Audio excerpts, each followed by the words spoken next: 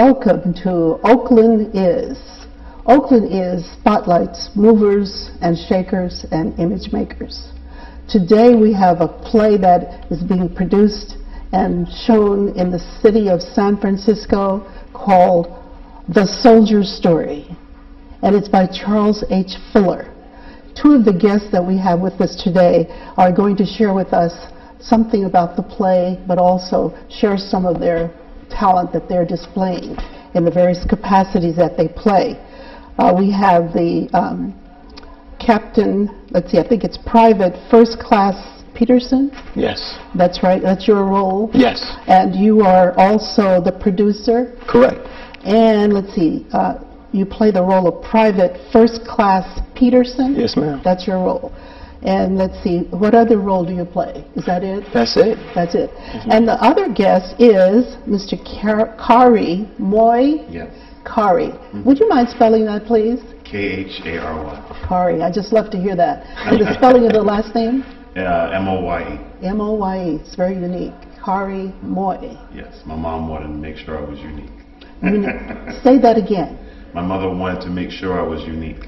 I'm glad to hear you say that, because you're giving credit to your mother, and that this play gives credit to men, black men of substance, right, and they're in the military, I believe. Right. Yes. Yeah, and to me, that is very good to hear. Something that helps to deal with the black male process, whatever that is, that leads to substance and character. Right. So you were telling me something about the play. Was there something you could share, kind of give a highlight about what the play is about and the person who wrote it? Definitely. Charles H. Fuller, gentleman who was raised by educators. He's from Philadelphia, Pennsylvania. Wrote a brilliant masterpiece, won the Pulitzer Prize in 1982. Also won an Obie Award for the production, numerous awards. This play is really prolific. Denzel Washington played the role Peterson, in the movie? And the play, in the original production. So Denzel Washington was in the original production. He reprised his role in the play. Adolph Caesar, who played Sergeant Waters, was in the play and reprised his role in the movie. And Larry B. Riley, in the play, he was C.J. Memphis, and he reprised his role in the movie. And Adolph Caesar played the role in Color Purple, The Color Purple? Yeah, he was Danny Glover's father. I'm not familiar what his name was in the movie. Yes, but, I can't remember. Yeah. Yes, but tell us some more about the play, please. Well, it is based at Fort Mill, Louisiana, a town called Tynan, set in 1944. It deals with a time in the military where there was segregation going on. Really? Yes, it's a murder mystery. But it's an ensemble piece. Every soldier has their own story. Really? Really, they have their own story. But it's all wound up onto one piece of wondering what happened to this one soldier and why did it happen. And Mr. Khary Moye, you play the role of Captain Richard Davenport. Yes. What is his role about? Well, Captain Davenport is sent in to investigate this murder that happens on this army base. So that's basically my objective, to find out who killed this sergeant and why. And I'm pretty sure he's driven by the fact that most people don't even care. In one of his monologues, he says that it was given the lowest priority. But he doesn't feel that way. But to his superiors, they're like, well, let's just send this black guy out there. He can deal with his own people. We'll say we covered our bases and then we can all go home. But it means a lot more to me than that. I remember seeing the movie and the guy who played the role. I think he's no longer alive. Howard Rollins, and those are some pretty big shoes to fill. He was brilliant in the film. And you played that role? I played that role. Oh, I can imagine you're doing an outstanding job. I'm doing the best I can. He's being modest. He's doing a great job. Tell us a little bit what you had to deal with as in your investigation. As far as the characters' or investigation? Any of the dynamics of working with the people, the other soldiers, whatever you wish to share. Well, there's one side where he has his white counterparts who are not giving him the support he needs, and then who he liaises with, a Captain Taylor, is also not giving him the information he needs. And then dealing with the soldiers, some are in awe of him because they're like, we've never seen a colored man with all these stripes. And then there are some that gives him a little attitude because maybe they feel like he's an Uncle Tom, a sellout, because he speaks properly. He's a Harvard graduated from law school. He's a lawyer. He's very well spoken, very articulate. So they don't know if they can relate to him. And in some ways, he feels like he might not be able to relate to them. But the most important thing is finding out who did it, because I'm not here to make friends. And usually that's what an investigator is like. They don't try to make friends. I'm not here to be social.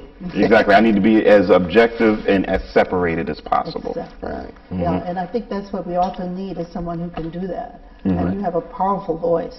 It's powerful. It is. Yes. And as a producer, could you tell us a little bit more about the play and the other parts of it? Yes. Again, like I said, it's dealing with the segregation in the military. This is pretty much dealing with how racism can, how it can be interpreted, how it can be displayed. Racism doesn't have to be with a different race. It can be amongst African Americans, and we deal with that. There's a sergeant, Sergeant Waters, who has a problem with the men from the South, and pretty much all of us are from the South, mostly. Alabama, Mississippi, things like that, and he refers to us as Geechees and shiftless Negroes. But we never really know for sure, was he from the South or from the North? Now, one of the soldiers says Sarge always said he was from somewhere up north, but he does display a certain disdain for men from the South. But what happens at the end, he comes full circle. And he says it. They still hate you. They still hate you. Because he's pretty much just saying that everything that he's done to show disdain and to tear down his fellow African American counterparts who were from the South, who weren't privileged to certain education that he was, it was for nothing. It was for nothing. Because he pretty much is saying he still was looked upon it from white society as the same. Oh, so when you say it was for nothing, you're saying, who was he trying to fool? I think himself. Himself. I really believe himself. Because we saw through him. Not the other soldiers. No. He was trying to fool himself. Fool himself. Yes, because he even says in there, instead of, I want my child to go to all-white school to rub elbows with the white folks and learn their language, and things like that. Oh my gosh. Yeah. Yes. And so it shows a lot of what you call denial and a lack of appreciation of the humanity of the former African American slaves in this country, or even all over the world, actually. Exactly. So the Willie Lynch syndrome is kind of manifested in this play. I would agree. Yes. I would agree, definitely. So what are your thoughts about the rest of the play that people may want to come and see? Why would they want to come and see this play? Well, I just think some points that he mentioned earlier about the individual characters, there are so many things going on. And as an actor, we love that. We love to build and feel these characters. And I think it'll come across brilliantly to the average person coming to see us perform, because each character has so many things to offer. Right. And there are so many messages within the play as well. And it's just brilliantly written. Could you share one or two things that might make them want to come and see how they do this? Or either one of you, something that you could share that shows what they're each showing, some of the things that they're bringing out. Oh, I can only speak for myself, and it's for my character. I think it's good for people to see that even back then in the 40s or whatever, you had, and I think I said Harvard, I meant to say Howard University. Howard. That's where he graduated from. That's where he studied law. Right. Even back then, he rose against all odds. He probably was called the sellout and Uncle Tom, or why do you speak like that? You speak so proper. And in everyday life, I've always wondered why. And I used to get this myself personally when I was younger. Why do you sound like that? I said, well, tell me, sound like what? You sound white. Why do I sound white? Because you're speaking like that. So you mean to tell me that only white people can speak properly? So if I speak properly, that shows that I'm a white male. But if I speak improperly, now I'm black. And do I really want to be associated with that? That's terrible that you would even think that. You know, I was looking at a tape that we had recorded at a previous session, and the person was an educator who talked about the Ebonics issue in Oakland Unified School District, and the objections came from black parents or black people. I think even Reverend Jesse Jackson, but he apologized later. But it's that whole thing about language skills, and they didn't realize they were trying to acknowledge the fact that black children did not speak standard English, and the goal was to speak standard English.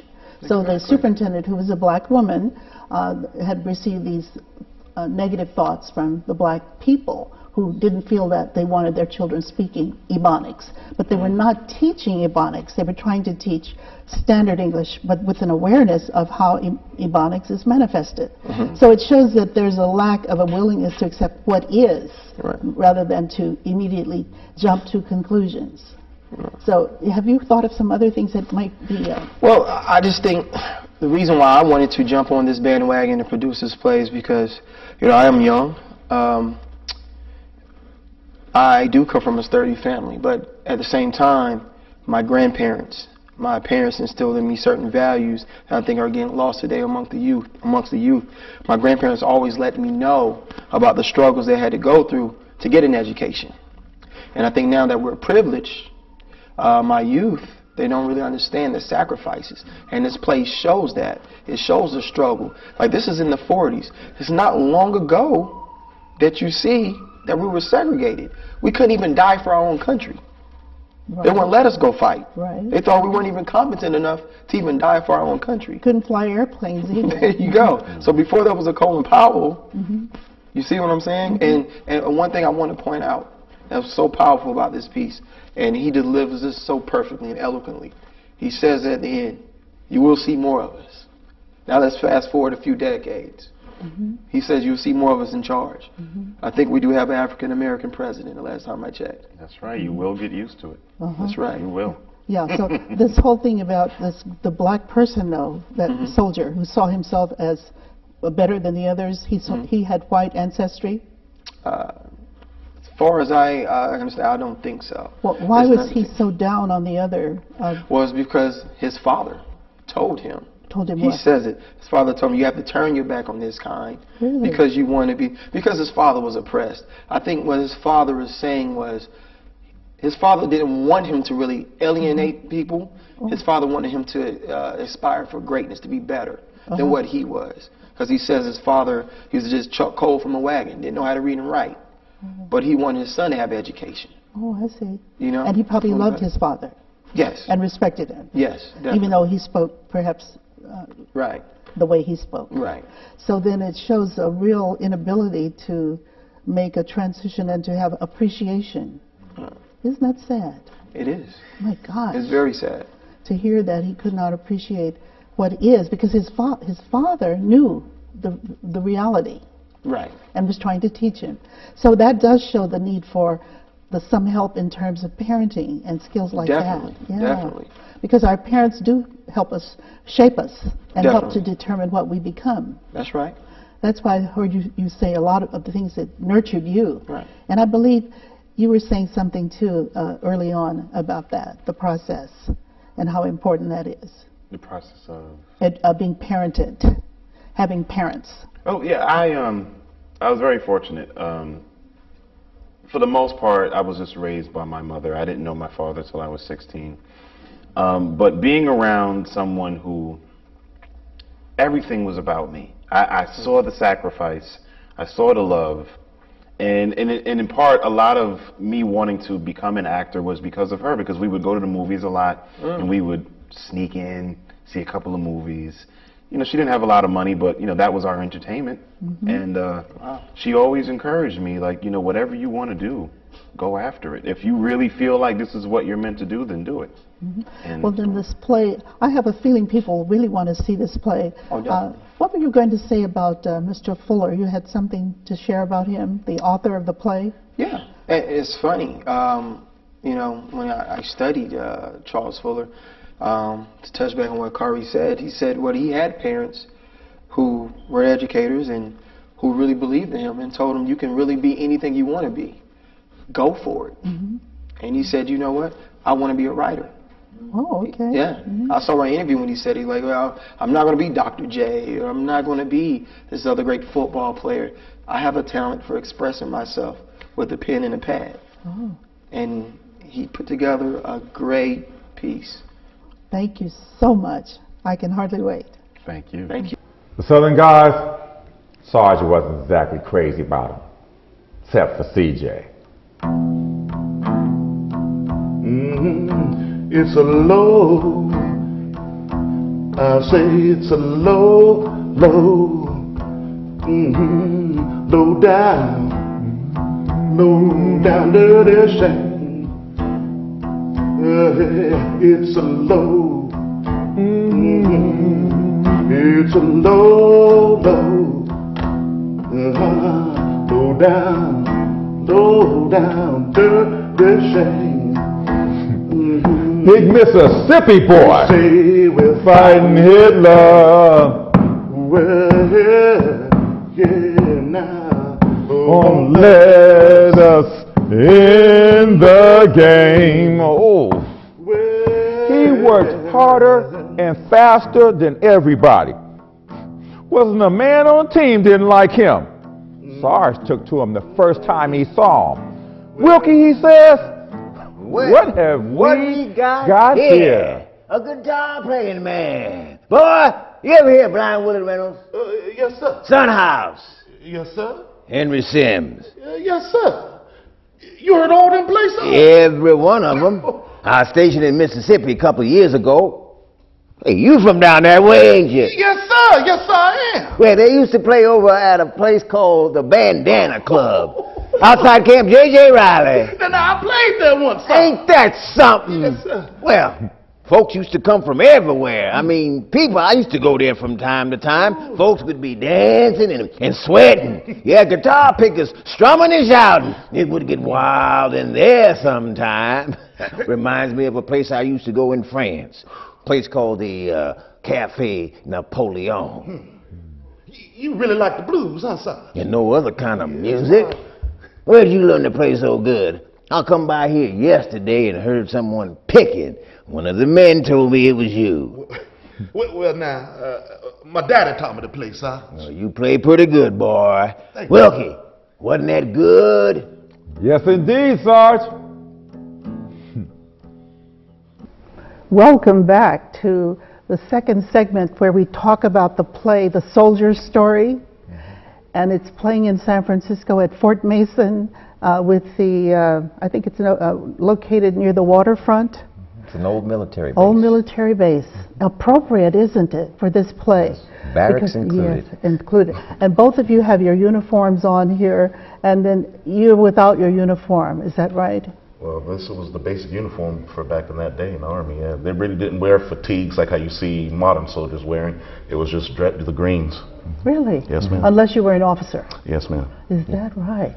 Tell me what role you played. I played C.J. Memphis. C.J. Memphis, like Memphis, Tennessee? Yes, ma'am. And your name is Lamont Young. Yes. So how long have you been an actor? For a little over 15 years. And in this role, what do you play? What is your responsibility? I guess depending on what perspective you're looking at it, I play the antagonist.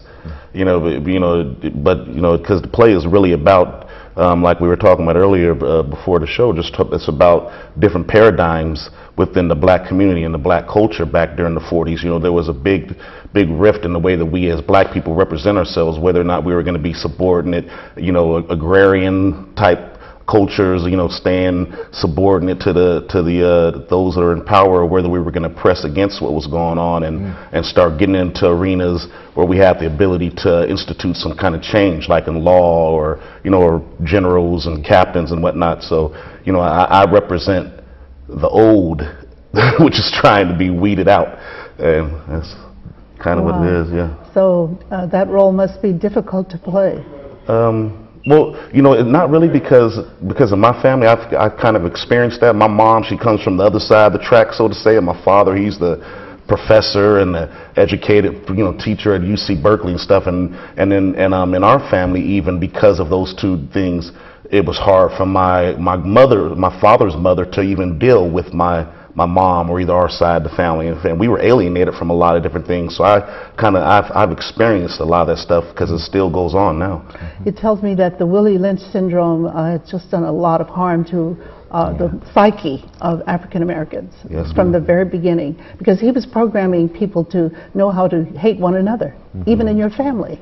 So it's very interesting to hear you say that, rather than to appreciate and to build up so this play has a lot of negativity in it. You play the role, let's see, Mr. Lange, you play the role of the Sergeant Waters. Yes. What is his purpose? Well, we talk about the Willie Lynch syndrome. He represents the Willie Lynch syndrome looks at the separations of slaves, the house versus the field Negro, the good hair versus the bad hair, the fair skin versus the dark skin. That's the elephant in the room.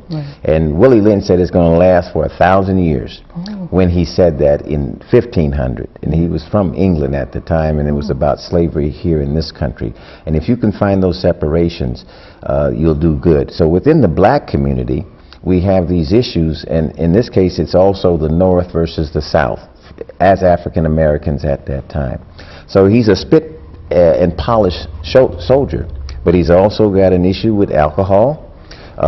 He's also a person that grew up with a world view at the time that he was told by his parents or what he may have seen. And since this is World War II, I'm born in 1881. I've already been through World War I. I'm now in World War II, and I'm ready to get out. But along the way, I want to get rid of these, what they call geechees, so that the Army will be rid of these kinds of people, because there's just no more room for you, CJ. And so you hear these marvelous lines, marvelous in that this is on stage, but that was the real thinking at that time. It's not marvelous to have these kinds of issues in the black community, but they did exist. So these were all black soldiers, but some were light-skinned and others were of different hues. Yes, different hues. I mean, that's just an element. Adolph Caesar played this role in the motion picture, which is called A Soldier's Story. And so they probably cast him, it may be called typecasting or whatever. He'd have to go and dig in his history as an actor and find out how he could become racist within the black situation, and he found that, and that exists. Now, he may not have experienced that, but as an actor, he knows that it did exist. And I had to do the same thing, do some soul searching and figure out, the first time I was called the N-word, well, what was the circumstances? Or first time somebody thought I was white, and a lot of people happen to think that I am white, maybe at dusk or whatever. But I could draw from those experiences and then put that on to my role as Sergeant Waters. And let's see, Mr. Gift Harris, I like that, Gift. That is so unique. I would like you just to share, you play the role of Private Wilkie. Yes. How did you get the gift of the name Gift? Well, that name was actually given to me when I was younger. I used to do these little shows or whatever, and we would give each other names. And so I was kind of just starting off and like doing some performing. So one of the times somebody just gave me that one of my cousins, and I said, oh, I'm gonna keep that, make that so my you've stage kept name. it for years? Yes. All right. So what is Private Wilkie? What is his role? Private Wilkie. Well, he used to be a sergeant before he got his stripes taken off. I see. By me, yeah. Yes. But basically, he's a career soldier, and he's one of the older soldiers who's been there for a while, and basically he's a family man, so he's one of the people who's really trying to move things forward with his family, and hopefully reconcile some things with the sergeant, so he can get his stripes back. So that's kind of one of my main themes. In how long did it take you to get those stripes? 10 years. 10 years, and in 10 seconds. They were removed by PFC, yes. an African-American officer. Yes, and for being drunk, something that, which is ironic since he himself gets drunk. But that's one of the things that happens in this story, is there's a whole lot of... unfairness? Yes. So unfairness is tolerated in the military? Yes. So then, even though you have rules and regulations. Yeah. But the Sergeant Waters, he has all the power. Yeah, right. And so, as a drill instructor, he is the manager of the baseball team, but he's really not connected to the baseball team. He doesn't have any skill. And so he thinks that, you know, all you baseball Negroes, you know, you think that's important, you can get time off because you played a game today. No, we got to go and paint the barracks, you know, for the white guys. And let's go do that. So Now, that's his story. What role did Denzel Washington play when he played this play? He played Peterson, the gentleman, DeJuan, who's our producer, as well as Peterson. Oh, that was a different role. I see. He played that character. So he didn't do the one where you downplay. Khary Moye played that role. I see. You were going to say something. I was going to say also, just he mentioned about the Army company being baseball players. A lot of them came from the Negro League. So that's another historical little thing that the playwright put in there. And then they all wound up, you know, joining the Army, but they didn't get to do any of the real Army things. So what do you think? More men and women will come, or predominantly men will come to see this play? I think men and women will gain something from it because it's a part of, it's like historic. It's something that's part of our history. So we're hoping that people come with an open mind and learn some things and also get a perspective of, like, you know, race relationships at the time as well. So as we wrap up, where's the location again and how do they get there? Yeah, Fort Mason. It's under the San Francisco Marina District. Okay. And it is a former fort that was rehabbed and fortified into several museums, and several theaters are located there. Appropriately located for this military play. The Soldier's Story by Charles H. Fuller.